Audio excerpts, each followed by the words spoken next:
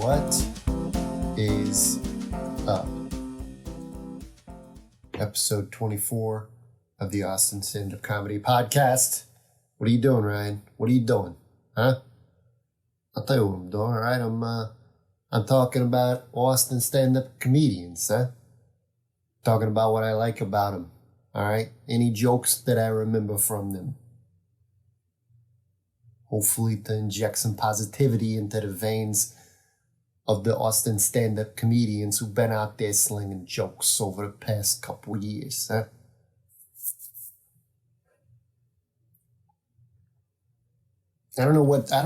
Sometimes I slip into like a New York accent, but I don't entirely know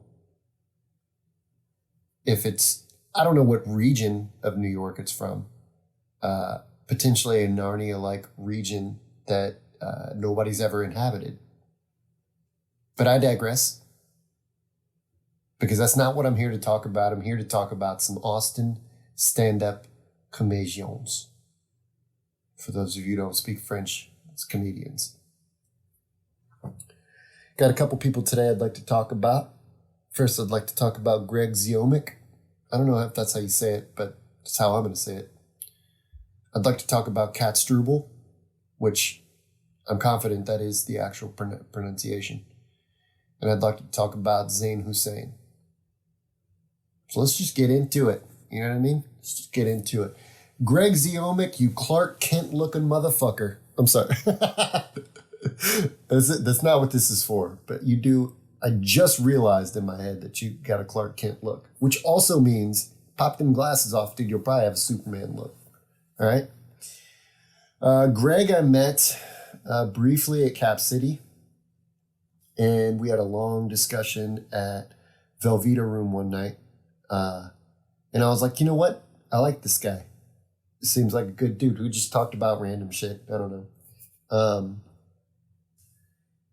The first time, before I had met him, I think this is what the first thing I said to him was that I was at Halcyon and we were standing out front and somebody opened the door and I heard a joke that he told, and it was about Ant-Man. It was his Ant-Man joke. So if anybody knows, they'll know his Ant-Man joke. And when the door closed, it closed right after the punchline. And I looked at my buddy and we both burst out laughing. And I was like, that's such a fucking ridiculous joke, but also really funny. And I've seen him a handful of times since then. I really like his presence on stage. So I won't go on too far, I won't gush.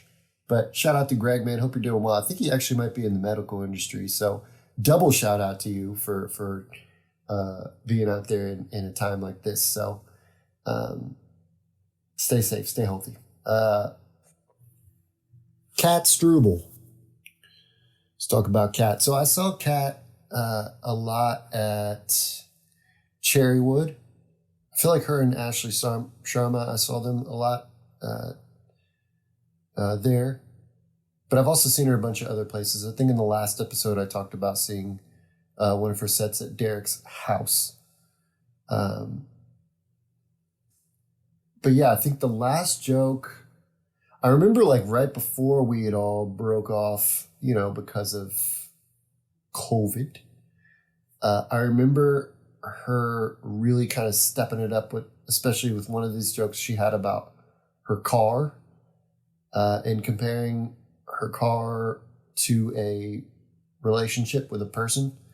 I don't want to go into too much detail because I don't want to give the joke away, but it was really funny and a really well thought out joke. So that one really, it worked for me and it sounded like it worked for the audience. So shout out to Kat.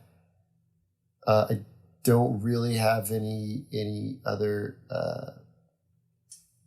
kind of personal experience to draw on other than seeing her on stage. So hope you're doing well, Kat. Let's talk about Zain. So I've seen Zain a bunch of times too. Also part of I feel like I've seen him at Cherrywood as well a bunch of times. Has kind of a, I think the whenever I think of him, I think his Facebook profile or something like that is like a picture of him in a red hoodie drinking milk or something like that. I don't even know if that's actually what he's doing.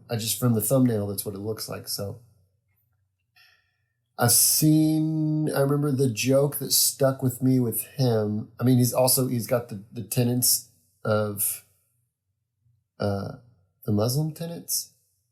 I don't know. I might be way off. That might not be what they're actually called. But that joke is really funny. And he also has another joke that he was doing before quarantine, where he would play music as he was about to start the joke. I really like that. I like anybody trying anything new, or not new, but trying. Well, new for him maybe. I hadn't seen him do it up until that point, but I like seeing people kind of try, like, push the boundaries a little bit with what they're doing on stage. I saw one guy dress up like a grandma. His set was terrible, but I mean, he was dressed up like a grandma, so shouts out for that. But yeah, another one of those people that I don't really know personally, but I think that's all I got. Those are my 3 for this week. So thank you guys for listening. If you're an Austin stand-up comedian, it's possible I've already talked about you.